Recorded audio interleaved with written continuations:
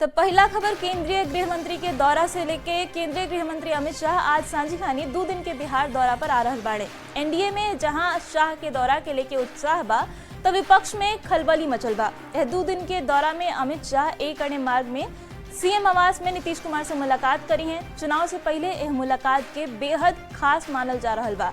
शाह के दौरा से पहले बीजेपी कार्यकर्ता पूरा पटना के अमित शाह के पोस्टर से पाट देले बने। तो वह तस्वीर देखा तनी अमित शाह के एबरा आवे वाले बड़े बिहार दौरा पर 2 दिन के बिहार दौरा उनकरी होखे वाला बा।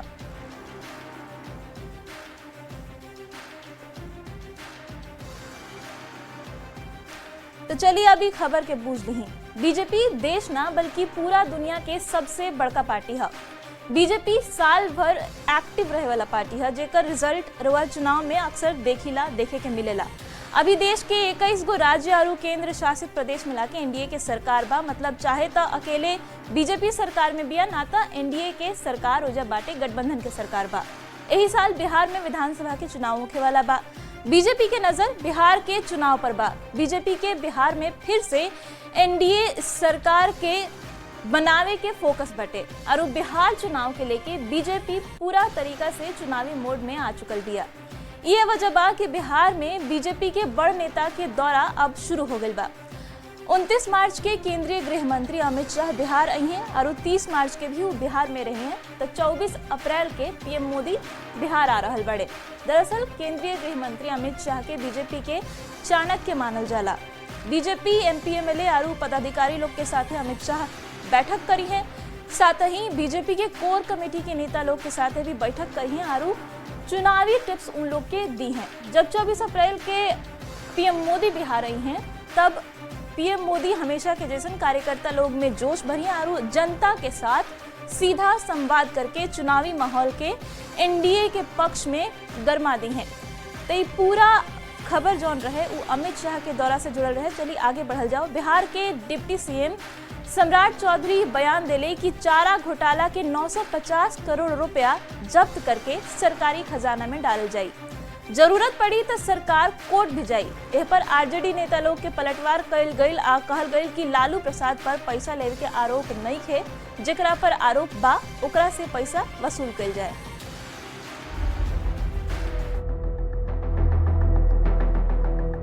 चारा घोटाला एगो ऐसन शब्द जेकरा के सुनते ही 90 के दशक के तस्वीर याद आ जाला। जब यही घोटाला के आरोप में लालू प्रसाद के मुख्यमंत्री पद छोड़े के पड़ल रहे। लालू प्रसाद के साथ कई गो लोग इस मामला में दोषी करार देहल गई, सजा भी भइल और जेल से लेके अस्पताल तक के चक्कर लगावे के पड़ल। दोषी के तो सजा मिल गई, बाकी सरकार के खजाना से जवन पैसा के अवैध निकासी भइल ओकर का। जिन्होंने बिहार को लूटा है वो देना तो पड़ेगा, बचा नहीं पाएंगे। बिहार में 3 दशक पहले राज्य के सबसे बड़ चारा घोटाला भइल। सरकार के खजाना से अवैध रूप से 950 करोड़ रुपया निकालल गई। अब करीब 29 साल बाद राज्य सरकार घोटाला के पैसा वसूले के तैयारी में बिया। और इसमें कौन है नहीं है इससे मतलब नहीं है। जो लोग भी चारा घोटाला में हैं सबकी संपत्ति को कुर्क करके और न्यायालय के सामने समर्पित किया जाएगा। न्यायालय के द्वारा सरकार के खजाने में पैसा आए, ये सरकार की चिंता है। सरकार के फैसला से बिहार के राजनीतिक पारा हाई हो गई बा। 563 पृष्ठ के जजमेंट में कहीं भी आदरणीय लालू प्रसाद जी पर पैसा गबन करने का या लेने का कहीं साक्ष्य उपलब्ध नहीं है। जिन लोगों पर 100, 150 करोड़, 200 करोड़ लेने का आरोप है, गबन करने का आरोप है, सब के सब सरकारी गवाह है। पटना हाईकोर्ट चारा घोटाला मामला के जांच सीबीआई के सौंपे घड़ी घोटाला के पैसा के वसूली के जिम्मेदारी भी दिले रहे, जेकरा के दोषी सबके संपत्ति जब्त करके वसूल करे के रहे। बाकी 3 दशक बाद भी घोटाला के 1 रुपया सरकार के खजाना में नइखे पहुंचल। न्यूज 18 खातिर पटना से शैलेंद्र कुमार और अमित कुमार के साथ है ब्यूरो रिपोर्ट।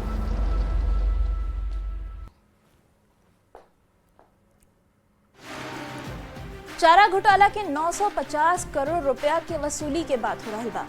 अभी बात काहे हो रहा बा ई बुझल जाई। बाकी पहले चारा घोटाला का रहे ई बुझ ली। ये पूरा मामला है 90 के दशक के 1995 तक सरकारी खजाना से 950 करोड़ के अवैध निकासी के मामला के खुलासा भइल रहे। जानवर खातिर दवाई आरू चारा के नाम पर फर्जी बिल बना के अवैध निकासी कइल गेल रहे। चारा घोटाला में सीबीआई अभी तक 55 से बेसी केस दर्ज कर चुकल बिया। एह केस में कई गो नेता और अधिकारी लोग के आरोपी बनावल गइल बा। एह 55 में से 6 गो मामला में तत्कालीन मुख्यमंत्री लालू प्रसाद के भी आरोपी बनावल गइल। अब तनी चारा घोटाला के टाइमलाइन समझ ली, कब कब का भइल एक एक करके जानी। 27 जनवरी 1996 के चारा घोटाला में करोड़ों रुपया के लूट के खुलासा भइल। चाईबासा ट्रेजरी से अवैध तरीका से 37.6 करोड़ रुपया के अवैध निकासी कइल गई। 11 मार्च 1996 के पटना हाईकोर्ट जांच खातिर सीबीआई के कहलस। 19 मार्च 1996 के सुप्रीम कोर्ट हाईकोर्ट के जांच के निगरानी करे के निर्देश दिलस। 23 जून 1997 के सीबीआई आरोप पत्र भी दाखिल कर लेलस। 25 जुलाई 1997 के लालू प्रसाद इस्तीफा दे देले और अपन पत्नी राबड़ी देवी के बिहार के मुख्यमंत्री बना देले। 30 जुलाई 1997 के लालू प्रसाद सीबीआई के अदालत में आत्मसमर्पण कर देले, सरेंडर कर देले। 3 अक्टूबर 2013 चाईबासा ट्रेजरी मामला में पहला बेर लालू प्रसाद के सजा भइल और उनका के जेल भेजल गई। लालू प्रसाद के चारा घोटाला के 5 गो मामला में सजा भइल बा।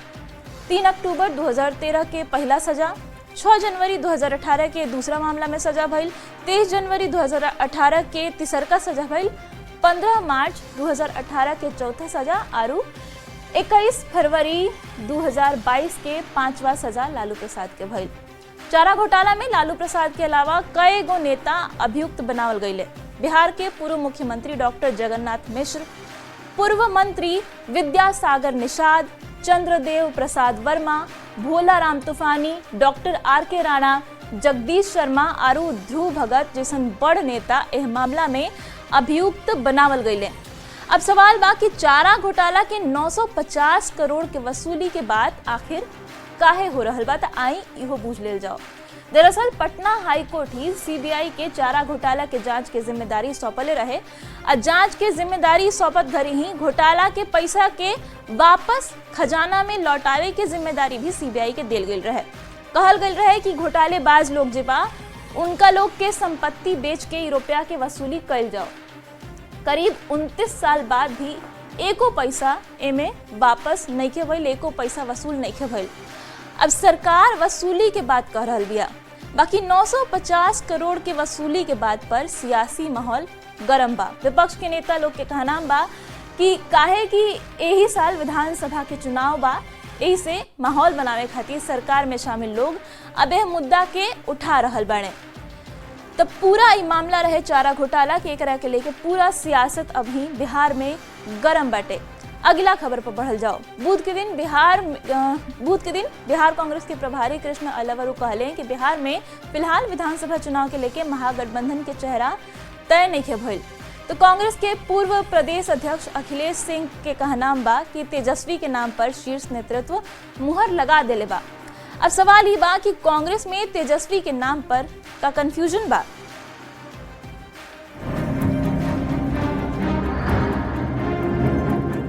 मुख्यमंत्री कौन होगा ये सामूहिक फैसला होगा, उस पर अभी कोई टिप्पणी देना उचित नहीं रहेगा। कोई कंफ्यूजन नहीं है। तेजस्वी की जो भूमिका है उसको कैसे कोई गठबंधन में नकार सकता है। कांग्रेस में तेजस्वी यादव के नेतृत्व पर कंफ्यूजन नजर आ रहल बा। पहले बिहार प्रभारी कृष्णा अल्लावरू कहले कि सीएम फेस पर बाद में चर्चा हुई।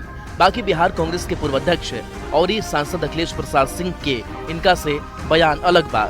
अखिलेश सिंह कहले कि शीर्ष नेतृत्व पहले ही तेजस्वी यादव के नाम पर मुहर लगा देले बा। इंडिया गठबंधन जब बैठेगी, सीट्स के बारे में चर्चा करेगी, मुख्यमंत्री कौन होगा कौन नहीं होगा घोषित करना है नहीं करना है, ये सामूहिक फैसला होगा, उस पर अभी कोई टिप्पणी देना उचित नहीं रहेगा। उसमें कोई कंफ्यूजन नहीं है। पिछली बार भी चूँकि राष्ट्रीय जनता दल ताकतवर है बिहार में, राष्ट्रीय ऐसे भी उन लोग ज़्यादा जीत के आएंगे, तो तेजस्वी को सब लोगों ने माना था। तेजस्वी की जो भूमिका है उसको कैसे कोई गठबंधन में नकार सकता है। तेजस्वी के नाम पर कांग्रेस के प्रभारी और पूर्व अध्यक्ष में तो कंफ्यूजन बढ़ले बा, विधायक के स्तर पर भी कंफ्यूजन की स्थिति बा। तय है, पहले से 15 और 20 में तय हमारे नेता ने कर दिया है कि तेजस्वी यादव ही चेहरा होंगे हमारे इंडिया गठबंधन के, तो फिर इसमें भ्रम की स्थिति क्या है? 2025 में वही रहेंगे। लेकिन आपके प्रदेश प्रभारी ने कहा कि अब ये प्रदेश प्रभारी की बात बताइए, मेरा आप स्टेटमेंट ले रहे हैं तो मैं स्टेटमेंट दे रहा हूं कि हमारे नेतृत्व ने 15 और 20 में दोनों तय कर दिया था कि तेजस्वी जी ही यहाँ चेहरा रहेंगे। अभी ये तय नहीं हुआ है, लेकिन ये आदरणीय खड़गे साहब, आदरणीय राहुल गांधी जी, आदरणीय लालू प्रसाद यादव जी तय कर। महागठबंधन के सीएम उम्मीदवार पर कांग्रेस में चल रहा बहस के आरजेडी खारिज कर दिले बिया। आरजेडी के कहनाम बा कि तेजस्वी यादव के सीएम उम्मीदवारी पर कोनो कंफ्यूजन नहीं खे। जो हर 3 साल पे एक होता है जलसा, उसमें वह पारित है कि तेजस्वी यादव ही हमारे मुख्यमंत्री के कैंडिडेट हैं और रहेंगे। बिहार में भाई चुनावी बिगुल बजलो नहीं खे और ही महागठबंधन में मुख्यमंत्री के चेहरा पर लड़ाई छिड़ गई बा। खुद कांग्रेस के भीतर तेजस्वी के चेहरा पर कंफ्यूजन बा। अब सवाल उठ रहा बा कि इतना कंफ्यूजन के साथ महागठबंधन एकजुट विपक्ष के मुकाबला कैसे करी। न्यूज 18 खातिर पटना से आनंद अमृतराज के साथ ब्यूरो रिपोर्ट।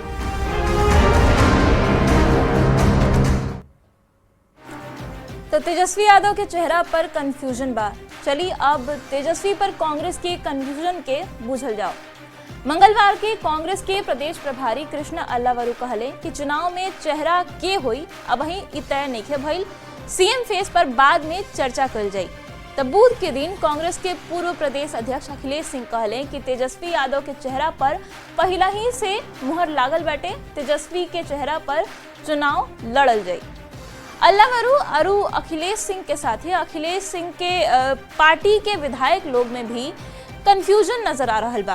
कांग्रेस विधायक मुन्ना तिवारी के कहनाम बा कि तेजस्वी के नाम पर कवनो कंफ्यूजन नहीं खे, उनके नेतृत्व में चुनाव लड़ल जाई।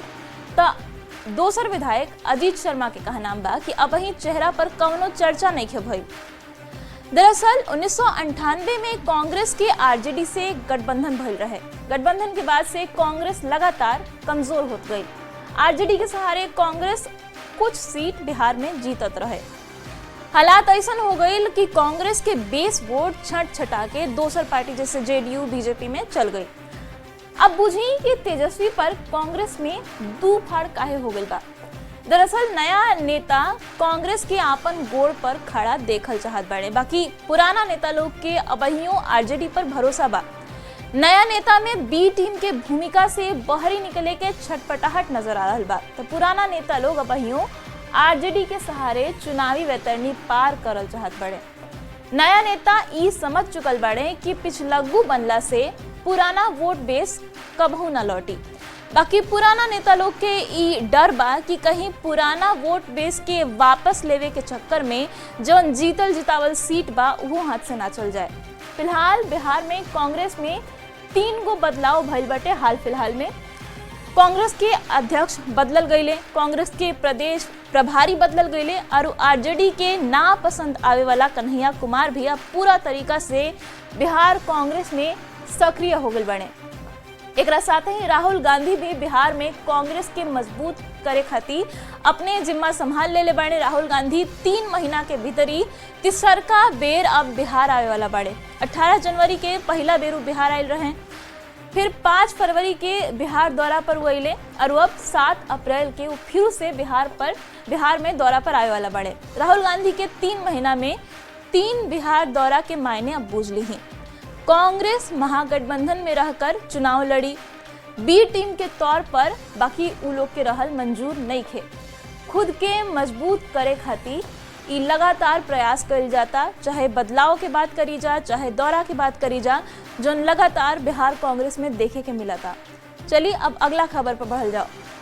राणा सांगा पर देल एगो बयान के विरोध में करनी सेना के कार्यकर्ता आगरा में एसपी सांसद रामजी लाल सुमन के घरे हमला कर दिले। पुलिस और करनी सेना के बीच जम के झड़प भइल। बाद में समाजवादी पार्टी के अध्यक्ष अखिलेश यादव अपन सांसद के बयान पर सफाई दिले और कहले कि उनकर मकसद राजपूत समाज के भावना के ठेस पहुंचावल ना रहे, बाकी यह मामला पर सियासत गरमा गई बा।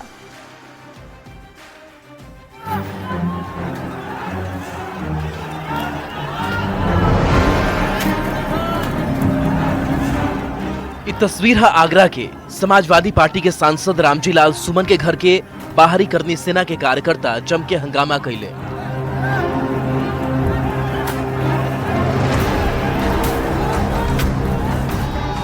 1000 से बेसी कार्यकर्ता बुलडोजर लेके सांसद के आवास पर पहुंच ले और इस सुमन के घर में घुसे के कोशिश भी कैले। पुलिस और कार्यकर्ता लोग के बीच में झड़प हो गई। पुलिस के हल्का बल के इस्तेमाल करके करनी सेना कार्यकर्ता लोग के खदेड़े के पड़ल। जिस तरीके से विरोध का माहौल बनाया जा रहा है और सत्ता से संरक्षण प्राप्त जो लोग हैं, तो मैं समझता हूँ निश्चित तौर पर कहीं ना कहीं दलित पिछड़े लोगों को डराने धमकाने का काम किया जाए। राणा संगा पर देहल एसपी सांसद रामजी लाल सुमन के बयान पर अखिलेश यादव भी प्रतिक्रिया देले। अखिलेश यादव अपन पार्टी सांसद के बचाव करके कहले कि हमार सांसद खाली एक तरफा लिखल गई इतिहास और एक तरफा कईल गई व्याख्या के उदाहरण देवे के कोशिश कैले। हमने के कबहू राजपूत चाहे कोनो समाज के अपमान ना करिले सन। बाकी करनी सेना के अध्यक्ष महिपाल सिंह मकराना धमकी देले बाड़े कि अब ही हमला ट्रेलर रहे, अगर सांसद के सदस्यता खत्म ना भइल तो पूरा प्रदेश में प्रदर्शन हुई। ये तो केवल ट्रेलर है, झांकी है, इसको नहीं हटाया सपा से, इसकी राज्यसभा की जो सदस्यता वो भंग नहीं की गई तो बड़ा विरोध प्रदर्शन पूरे देश में देखने को मिलेगा। समाजवादी पार्टी के राज्यसभा सांसद रामजी लाल सुमन राणा संगा के गद्दार कहले रहलन। रामजी लाल सुमन कहले रहलन कि इब्राहिम लोदी के हरावे खातिर राणा संगा ही बाबर के भारत लेके आयल रहलन। सुमन के विवादित बयान के विरोध के साथ साथ देश भर में एगो नया बहस शुरू हो गई बा। Bureau report, news 18। तो जमुना राणा सांगा पर समाजवादी पार्टी के विवादित बयान के बाद बवाल मचल बा। सबसे पहले उनका के जान ली। राणा सांगा 1509 से 1528 तक मेवाड़ के शासक रहन। इनका पूरा नाम है महाराणा संग्राम सिंह। राणा सांगा के नाम राजस्थान के गौरवशाली इतिहास में दर्ज बटे। राणा सांगा के वीरता के यही बात से बूझल जा सकत बा कि 1527 में बाबर और राणा सांगा के बीच खानवा के युद्ध जब भइल रहे तब राणा सांगा ही उनका देह पर 80 को घाव लागल रहे, तब उ रुकले ना, युद्ध जारी रखले। बयाना के मैदान में बाबर के हरैले, दिल्ली के शासक इब्राहिम लोदी के बार बार राणा सांगा हरैले और गुजरात और मालवा के सुल्तान के हरैले। बाबर नामा के हवाला से इतिहासकार के एक वर्ग ई बात मानेला कि उहे लेके आयल रहन बाबर के भारत में। इतिहासकार के दूसर का वर्ग ई दावा करेला कि ई जो दावा बाटे वो गलत है, दावा के खारिज करेला। इब्राहिम लोदी के बार बार हरावे वाला राणा सांगा बाबर के आखिर भारत में काहे बुलाई है, इ तर्क दिल जाला। अब सवाल ही बा कि बाबर के भारत के बुलेले रहे। कुछ इतिहासकार के दावा बा कि पंजाब के गवर्नर दौलत खान लोधी बाबर के भारत में बुलेले रहन। दौलत खान लोधी इब्राहिम लोधी के शासनकाल में पंजाब के राज्यपाल रहन। इब्राहिम लोधी के अहंकार से वो नाराज रहन, यही से वो बोलैले रहन बाबर के भारत में। तो एकरे के लेके पूरा देश में अब ही विवाद चल रहा बा। बढ़ल जाओ अगला खबर पर। बीजेपी ईद पर देश भर में 32 लाख गरीब मुसलमान के सौगातें मोदी दे वाली बिया ताकि उनका लोग के ईद मनावे में कोनो दिक्कत ना होखे। बाकी बीजेपी के यह फैसला पर अब सियासत तेज हो गई बा।